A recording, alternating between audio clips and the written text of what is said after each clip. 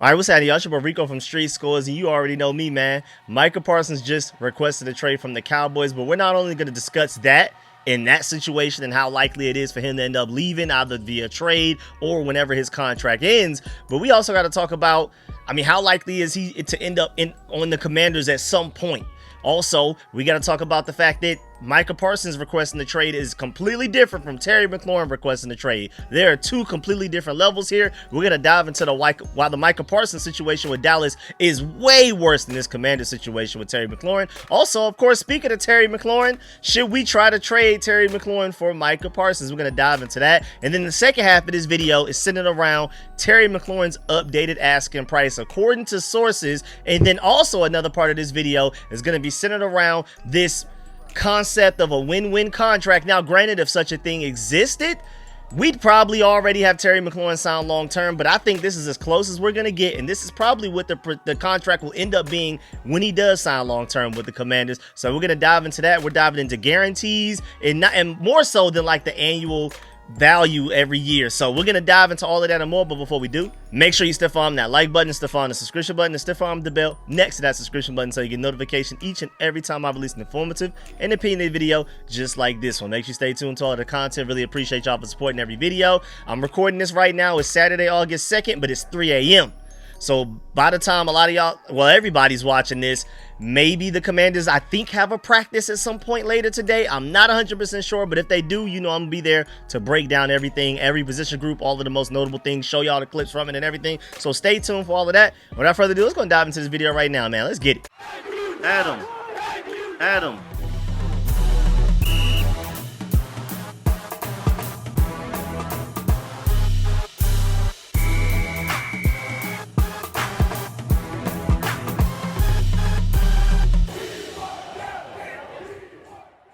All right, so breaking news. This came out as of 2 p.m. Micah Parsons has requested a trade from the Dallas Cowboys, and he announced it himself via social media.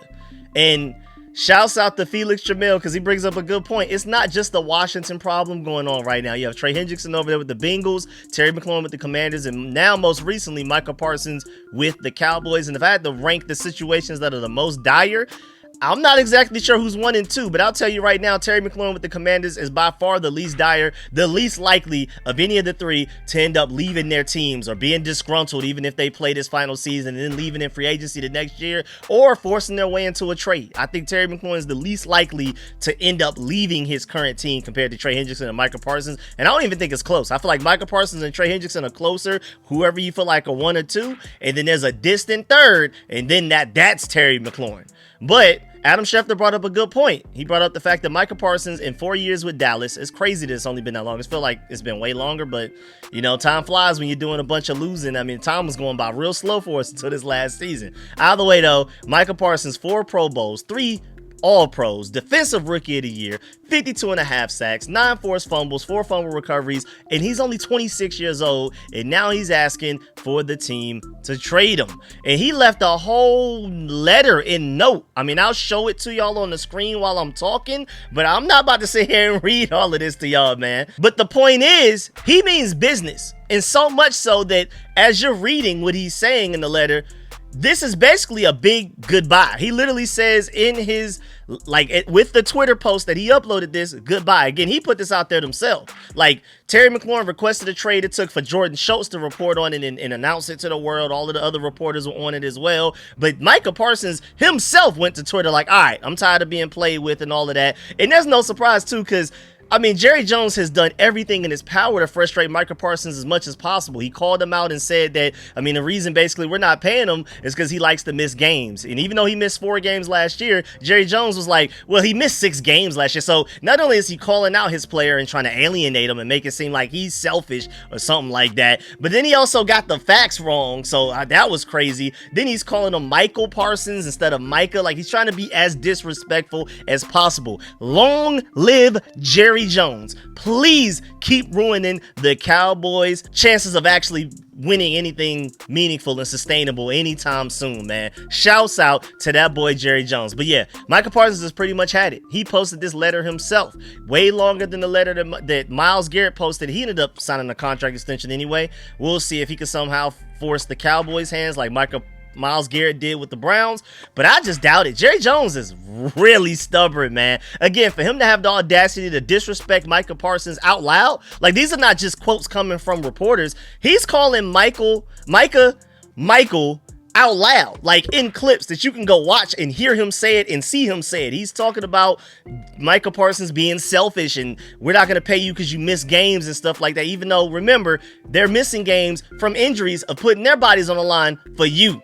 And you don't want to pay him? He is one of the best edge rushers in the NFL, and this is your fault. You waited so long to pay him. Now the market is ridiculous. Now you waited after Trey Hendrickson, after Max Crosby, after Myles Garrett, after TJ Watt, after all of these edge rushers got paid. Now you're stuck because you got to pay him more than those guys, where if you would have got out in front of it and paid him before any of those names that I gave you, maybe you could have got away with paying him, you know, a pretty big contract, but now it's about to be ridiculous because no matter what, when Micah Parsons signs whatever contract with whatever team, even if we're going to talk about the Commanders wise as well, whenever he does sign a contract extension or whatever, he's going to be the highest paid non-quarterback in the entire NFL.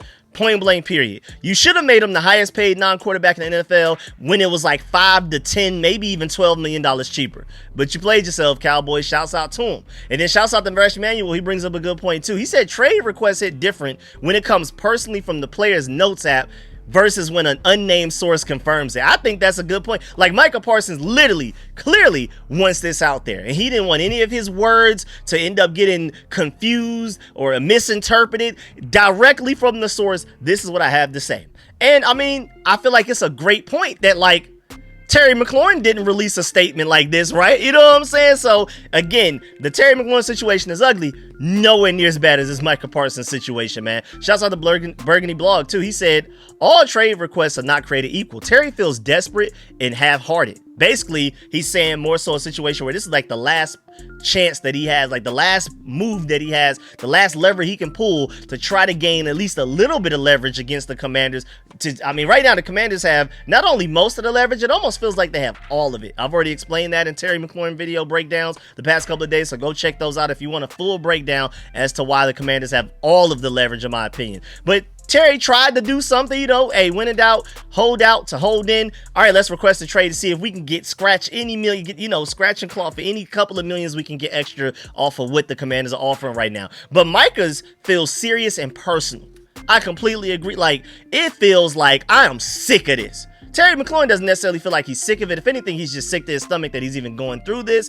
And I just never would have thought that I would have seen Terry McLaurin look like the villain in any situation. And we're going to dive into that later because all of the quarterbacks he's been through, it just hurts my heart.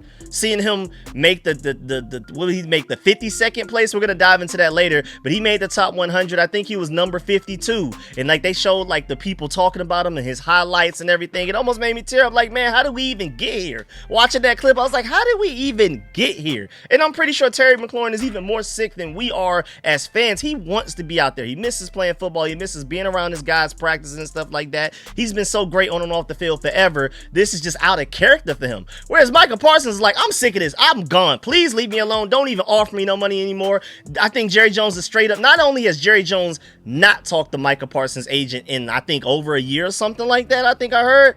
But then he also said it out loud for everybody to know. This is not like a background source saying that. This is like Jerry Jones bragging about it. Like, I haven't even talked to his agent. Like, so this Micah Parsons situation is completely different. At least we've talked to Terry McLaurin and Buddy Baker at some point. At least some conversation has happened. It may not have been pretty, but at least we've given them a contract offer, maybe heard something back. They're not. Jerry Jones says he doesn't even know who Micah Parsons' name is at all. Like, it's crazy. Jordan Schultz brings up a good point too. He said the fact that Jerry Jones and the Cowboys believe they can negotiate a 9-figure extension with Micah Parsons without involving his agent says everything about the current state of that franchise. This entire situation is laughable from the Dallas side. It could have and should have been avoided, but instead the Cowboys operated with pure arrogance, foolishness, and stubbornness. I completely agree right there, because Jordan Schultz was the one that broke this story, and this is his background information and his opinion on this story. Then Louis Riddick said, so you thought you had a deal with the player based on conversations you had with the player months ago, and now you're refusing to engage and negotiate with the player's agent and alienating and pissing them off at the same time beyond measure? Clown show stuff. Wow. And Louis Riddick has had things to say about us not paying Terry McLaurin, but he was nowhere near as aggressive and serious about it and intense as he was for Micah Parsons. What he says about the Commanders, he's like, y'all should just pay him. I'm kind of panicking right now. It's been like that type of tone. But with the Cowboys, he's like, y'all are stupid. Like, it's completely different situations. They both have gotten to the point where they've requested trades, but trades are not requested equally at all. Shouts out to JP Acosta. He said Jerry Jones might be the first owner to have CTE via osmosis. Hey, man, long live Jerry Jones, man. Yes, sir. And then Jordan Schultz also said that he received a text from an NFC East executive, so probably a GM or something like that. This could be Adam Peters, it could be Howie Roseman, whoever. And the exact quote from the text is, LMAO, I love this, unquote. We should all love it. This is the best news in a long time. I'm not even sure how to rank it. You know, confirmation that the stadium is going back to DC and RFK. I just did a full breakdown on that. If you haven't seen that, go check that out. I gave you the whole timeline of where everything started from Dan Snyder right before he sold the team to where we are now. Like every part of where it was an obstacle, but we overcame it or we moved forward. Like, go check that video out. But like, as far as like the past couple of days, news-wise, I mean, I've been really excited about what I'm hearing from training camp. I'm really excited about this RFK stuff. The fact that it's official now, like it's going to happen. They just voted on it yesterday, August 1st. And then now you have Micah Parsons pretty much demanding out from the Dallas Cowboys. I don't even know where to rank these, man. I'm not going to lie. The Terry McLaurin requesting a trade and this whole contract situation is ugly, but I feel like all of that other stuff kind of cancels it out a little bit. But also shouts out to David Harrison. He said, I know I'm not the only one thinking it though. Not even in favor or against it. Just would it be wild with a capital W for us to, he's basically insinuating, is there a chance that we could trade for Micah Parsons? Is there a way that we could go save him from the Dallas Cowboys? Chad Ryan brought up a decent point too. And this is, I've been talking about this in several videos. You can just type in Micah Parsons and StreetScores. I've been talking about this for a long time, so I don't want to dive too deep into this, but I've already talked about, and we're going to dive a little bit into it as to why Micah Parsons wanting to play under Dan Quinn makes so much sense. He's talked about him in so much great light. Shouts out to Chad Ryan. He said Parsons played his best football under Dan Quinn. There will be no better way for Parsons to stick it to Jerry Jones than going to your biggest rival. I feel like that's perfect, man. I'm right with him. Shouts out to Chad Ryan for that. Like, I mean, that's the perfect revenge, and that kind of explains why, like, Jerry Jones would never trade him within the NFC East. Micah Parsons will have to leave as a free agent because to go to a division rival, have to play against them twice a week is insane. I mean, just like the Giants made that mistake letting Saquon go to the Eagles, and look what happened. You know what I'm saying? Jerry Jones is crazy. I don't think he's that crazy to allow that, but who knows? Hopefully he would be. Shouts out to Mark Bullock. He said, I think we all know Parsons would love to play for Dan Quinn again. And I think that's obvious. There's no avoiding that. There's no debating against that. He would love to play for Dan Quinn. And we're going to dive into some of the quotes he said about Dan Quinn just in a few minutes, but stay with me. Mark Bullock also said, I think Washington would be all over it too if he were to actually become really available. I just cannot see any way in which Jerry trades him within the division, but man, it would have been fun to see Parsons and Dan Quinn's defense again. And then shouts out to Lord Brunson, you know, the biggest Eagles fan out there doing it. He said, I don't see Terry getting traded, but it's bad blood between Jerry and Micah, so I don't know there. So that's an Eagles fan, diehard Eagles fan, saying that I think the Terry and Commander situation will figure itself out. But that Cowboys one, again, like I've been saying, that's different. Shouts out to Josh Taylor. He said Jerry Jones will absolutely not trade Micah Parsons to the Commanders. But if Micah cuts ties with the Cowboys, he will be in Washington after the season, 100% chance. Yeah, and I agree with that. If Micah Parsons hits free agency and we don't have to trade for him, it's over with. He is a Commander. Again, we're going to talk about why soon, why it's just so safe to assume he will end up in Washington. And just to let y'all know, just in case y'all didn't already, there's no way you could trade Terry for Micah Parsons, even if Micah wasn't on the Cowboys. Say if Micah was in a non-division rival team, they still wouldn't trade Micah Parsons for Terry McLaurin. And on top of that, they are already paying both George Pickens and CeeDee Lamb big wide receiver money. They don't want to take on a third one. That's the problem we're having right now, paying Terry McLaurin big money at 30 years old. Why would they want to take that on even after they're already paying for CeeDee Lamb and George Pickens, my Georgia dog? But if, again, Micah Parsons somehow ends up walking and leaving in free agency without getting franchise tag, we get one good year out of Von Miller this year, and then we go get Micah Parsons after that. Hey, man, I mean, Parsons and Jada Daniels are already great friends, too. But, I mean, before we even get into that real quick, if we were to somehow finesse Terry McLaurin for Micah Parsons. Just to warn you, we will be the ones sending first round picks. It's not Terry straight up for Micah Parsons. It would be Terry and like a first round pick, maybe even a first round pick and a set, like something crazy. Like Terry for Micah does not equal at all. Not even close. I love Terry and I want him back, but Micah Parsons way younger, a far better like position, more valuable position, edge rushers versus wide receiver, and Micah Parsons is at worst a top 5 edge rusher. Love Terry. He's like the 12th, 11th, maybe 10th best wide receiver, so it's different here. Again, Micah Parsons is 26. Terry's going to be 30 by the time I think we go in, like we finish up the week 2 game or something like that. But again, Jaden Daniels and Micah Parsons already seem relatively close. You've seen so many clips of them together, all that whole Super Bowl week and stuff like that. And even before then, Micah Parsons always hyping up Jaden and saying he's already one of the best quarterbacks in the NFL, even before some of our fans were ready to come around on it, like really early in the season. And then you even had that moment where Kevin Durant said that Micah Parsons will be a Commander at some point in his career. And then Kay Adams asked when. Durant said, I will say like 2 years from now. Parsons said, yo, I only rock with Dan Quinn. Durant said, exactly. That's all you need to rock with. That's the reason why we believe you'll end up with the Commanders. And shouts out to Josh Taylor. He even did an entire article. Of course, I'm not going to read the entire article because I always want y'all to make sure y'all go read people's content. They take the time to write all of this stuff. So it's always great content too. Make sure you go support it and check it out. Josh Taylor of A to Z Sports, he wrote an article and he said Micah Parsons wants out of Dallas after being treated poorly, and there's no doubt the Commanders will be the top option.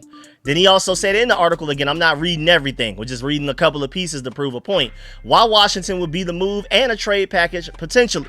Parsons has expressed many times how much he loves the Commanders head coach Dan Quinn, and he's also a massive fan of the new franchise quarterback Jaden Daniels. Quinn coached Parsons from his rookie season 2021 until 2023 when Quinn left to join the Commanders. The two are still very close, and the star defender even said on his podcast that this past season that Quinn is like an uncle to him and that he still calls to check in on Parsons all of the time. I mean, he said literally, quote, after the Bengals loss, I told him, I said, yo, I saw what your quarterback is capable of. I watched him in that Bears game. I watched him against us. His composure when it matters most, he has it. I see it. And again, after the Bengals lost, Dan Quinn literally hit him up to ask if he's okay. This is while Dan Quinn is the head coach of the Commanders, and we're on the run that we're on. So, because I believe that was the game where he like stormed off and refused to come back onto the field and things like that. And so Parsons also, even it's Frankie Louvu making the top 100 list. And while Micah Parsons is there and he's supposed to be hyping up and talking about Frankie Louvu, he's gushing over Dan Quinn's system, pretty much giving Dan Quinn all of the credit for why Frankie Louvu made it to the top 100 instead of Frankie Louvu. I mean, he couldn't help but praise Dan Quinn's defensive system, talking about Frankie Louvu making the top 100 list. He even said, quote, I miss those days. The quote, he said, that Dan Quinn system, I miss them days being off the ball and you get them one-on-ones on the back, unquote. Like, you're supposed to be talking about Frankie Louvu, my guy. Like, he can't even hide how much he misses Dan Quinn. And then you also have Ian Rappaport talking about the Cowboys potentially trading Micah Parsons. He said, quote, it's going to take at least 1 first-round pick, maybe 2, and a ton of value, and he's going to be the highest paid non-quarterback in the NFL by a lot, unquote. That's Ian Rappaport's quote.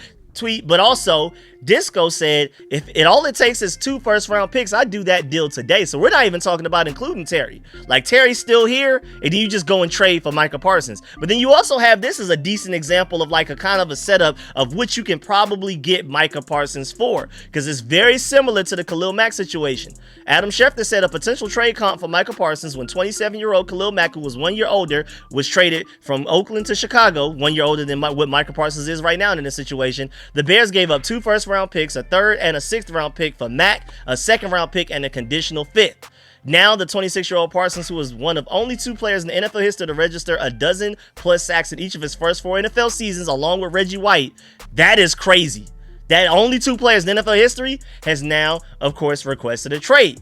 Also, Josh Taylor pointed out the fact that right now, Micah Parsons' cap hit is only $10.1 million this season, and the Commanders would also save $7.18 million with a post-June 1st trade. Because, I mean, we're going into August right now, according to Spot Track. So he will be very cheap for you this year. The expensiveness hits later, 2026 and beyond, which is also right now projected to be when Terry McLaurin starts to become expensive for us as well. But Albert Breer gave an update. He said the Commanders to this point have shown 0 desire to trade Terry McLaurin, and basically the same goes for the Cowboys with Micah Parsons. And despite the trade request, I'm told neither team has any plan to change course on that. But what the request will likely do is prompt some incoming calls. I mean, right now, hey, show me what y'all got. Go ahead and hit that market, Terry. Let me know what teams are offering in a contract. I bet you it's not like a crazy amount more than what we're offering you. And we're here to, we have a elite quarterback you've been waiting for forever. We have a Super Bowl contender that you can be a part of that you've been wanting forever. And so, I mean, maybe somebody else is willing to pay you a couple extra million, but it's not this dramatic difference that you're expecting to get out there. But Burgundy Blog brings up a good point. I would very much enjoy having Micah Parsons on my team, but if not, it's still a very nice consolation would be having him on any team other than his current team, the Dallas Cowboys. I'd be happy either way. If he ends up leaving the Cowboys, I'm happy either way. I just prefer him on the Commanders. Now, moving on to the second half of this video, now we're here to focus on Terry McLaurin. Because according to Stephen A. Smith, and I mean, when I say according to Stephen A. Smith, now I just feel like people are looking at me like, all right, what kind of source is that? How credible is that? But either way, we're here to just talk about it. You know, when it comes, I keep saying this in all of my videos as much as I often, you know, as often as I can remember to tell y'all. I'm never, ever, like very rarely ever believing these sources for face value. I'm taking everything with a grain of salt, and I urge y'all to do the same. My purpose here is to break down why or why not we should want to do something or not to do something or whatever. So the hypothetical right now, because I'm not going to consider this a true source, but I mean, you know, I just read it as it says. So it says sources say from Stephen A. Smith that the Commanders have been offering $27 million per year while he wants 30. If that's true, I really want to emphasize if. No matter how crazy the rumor, just know that we're usually thinking in terms of, should the Commanders do that? Should they not do that? Does this make sense? Why or why not? Not whether the source is valid or true or anything like that. We're just here for intelligent discussions and just kind of spitballing logic and things like that. So if that's true, that would be really interesting, because that's a little bit more than what we reported that the Commanders were offering them. We were hearing somewhere around Cortland Sutton, $23 million per year. 27 ain't bad. Terry, come on now. And then apparently he wants 30, which is less than what we were hearing when we were hearing that he potentially wanted like DK Metcalf money or more. So that's a closer gap. We were hearing like a $10 million gap. Now it's only 3. Again, I'm not sure if that's true or not, but if that is, that's great news for us. But again, take that with a grain of salt. I really want to urge y'all. I forget to say that in a lot of my videos and stuff, but now I'm glad that I remember it now while recording. Please take information with any sources, no matter who it is. Adam Schefter, Tony Pauline, Jeremy Fowler, Jordan Schultz. I don't care who it is. Always take all of this stuff with a grain of salt. Do not just believe it wholeheartedly. But Coach Matt brings up a good point, my boy MV Scouting over there. He said people will try and spin this whole pay Terry thing, you know, because he ranked 52nd on the top 100. People are going to try to spin this as a pay Terry situation, but he wants to get paid like a top 25, top 20 player in the entire NFL, not the 52nd, and that's where the problem is. So, of course, Terry McLaurin did end up making 52nd out of the top 100, so he's the 52nd best player in the entire NFL according to players. And I don't think that's enough to warrant the money that he's asking for, because again, he's asking for, like NV Scouting said, top 25, top 20 money. He's asking for top 3 receiver money, according to the whole DK Metcalf or better type of stuff. And also, shouts out to George Carmen. He said, I'm seeing people say the timing of this is insane. He said, actually, no, it's not. It's calculated.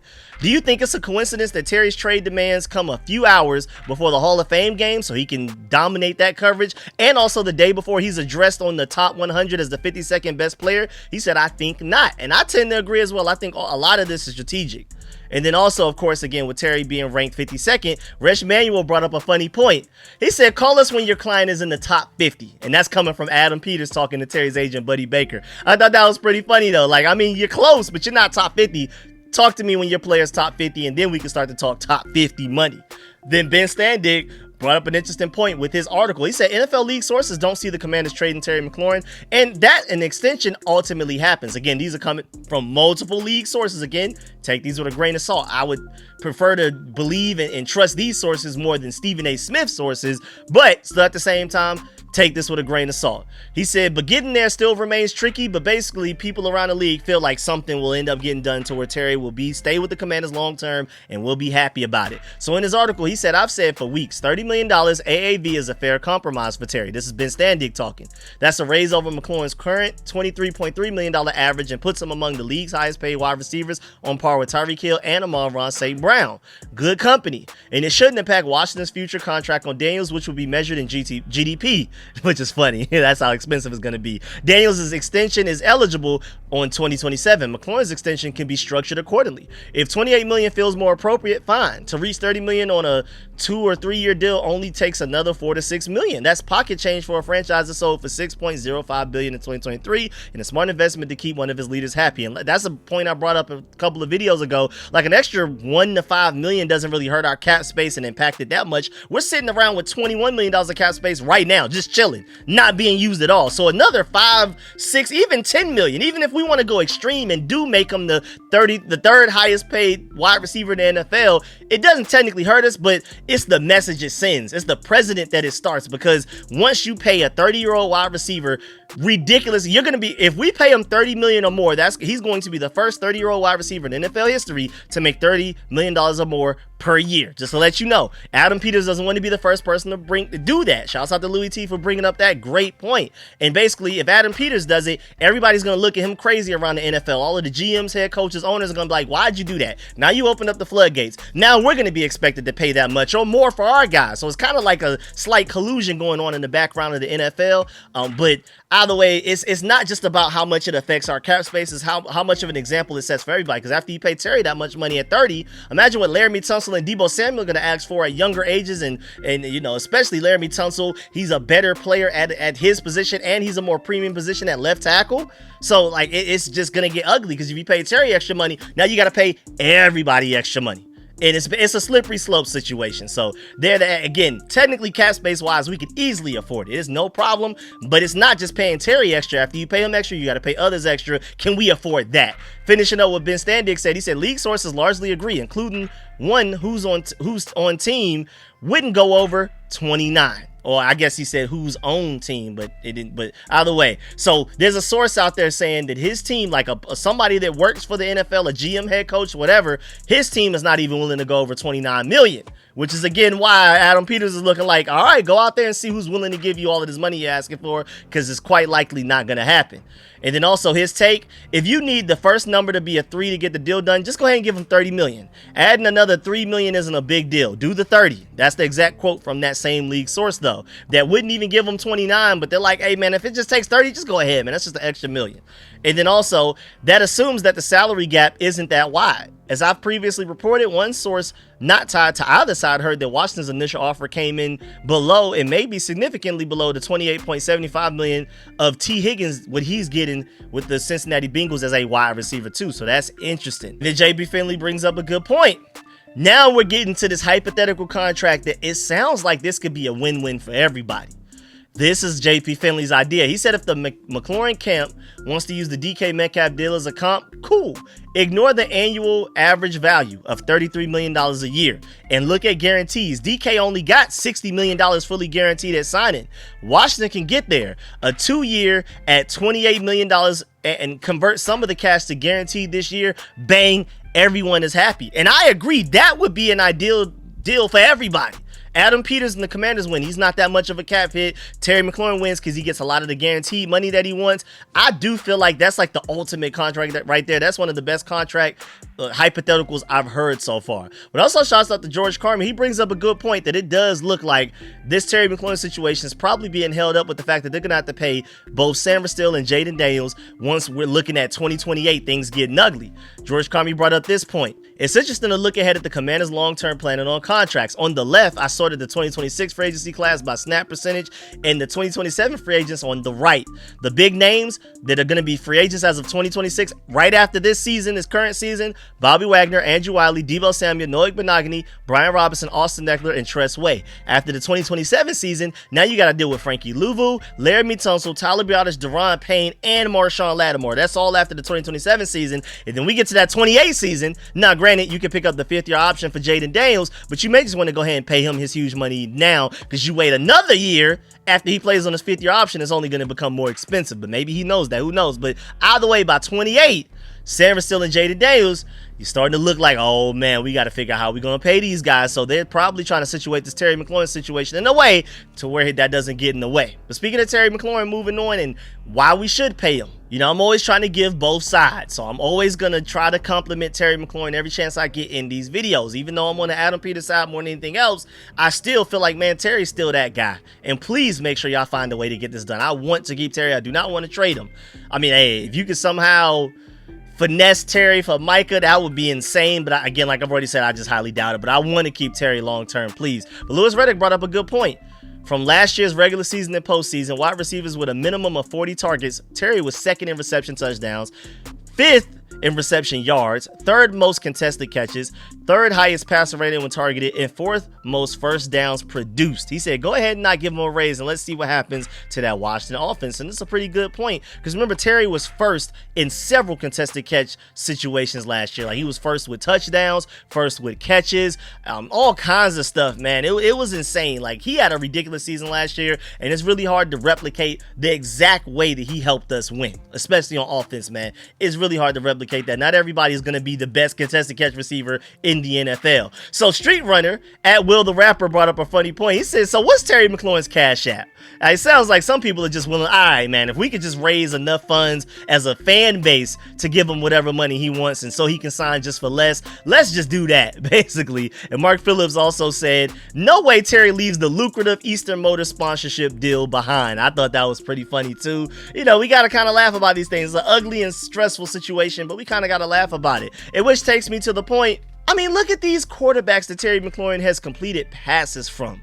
This is insane, man. And so I know it's not exactly cut and dry like this, but it is crazy when you take a step back, look at this from the macro view, that he put up with all of these terrible quarterbacks, all the losing, all the Ron Rivera, all the Jay Gruden, all the Dan Snyder, all of that, drafting Emmanuel Forbes in the first round, Jahan Dotson in the first round, Jamin Davis in the first round. He put up with all of that.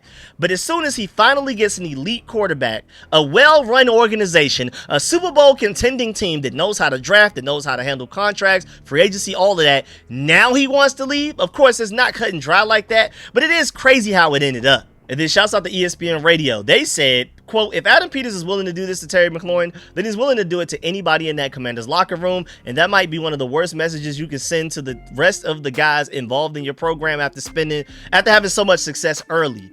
And that's an interesting point, but I completely fight back against that. I disagree. Burgundy Blog is 100% on point with this. He said, I hate this take. Do this equals what? Not pay him whatever his agent wants? Not pay him way beyond his value? He said FOH too. The GM doesn't owe top of market extensions to every dedicated player. I agree. I love Terry, but come on now, man. That's a slippery slope in the other direction where Adam Peters will be in trouble. Not from, I don't think people in the Commanders locker room are looking at Adam Peters crazy for this situation. They understand, man. We're trying to build a Super Bowl contender and you're going to have a lot of mouths to feed contract and cap space wise. If it was an unlimited cap space, if there were no caps in this league, if we were a non-cap space league, then Terry McLaurin would have been signed. They would definitely easily just go ahead and whatever money it takes, blank check, whatever.